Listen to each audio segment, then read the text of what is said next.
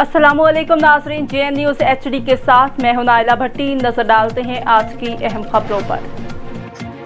Sheikhupura bureau chief Hanif Tabassum की report के मुताबिक महकमा बैतुल माल में मुबैना तौर पर लाखों रुपए मालियत के कीमती दरख्त काट कर फरोख्त करने का मामला शहरी मोहम्मद अय्यान ने तहरीरी दरख्वास्त डिप्टी कमिश्नर समेत मुख्तलिफ इदारों को दे दी। वाबस्तुल ज़राए के मुताबिक दरख्त काटने के मामले पर बनने वाली इंक्वायरी रिपोर्ट में बैतुल माल के अफसरान और अमला कसूरवार करार डिप्टी कमिश्नर शेखुपुरा के तब्दीली के बाद बैतुल माल के अफसरान को बचाने की खातिर इंक्वायरी रिपोर्ट पेश करने की बजाय छुपा दी गई।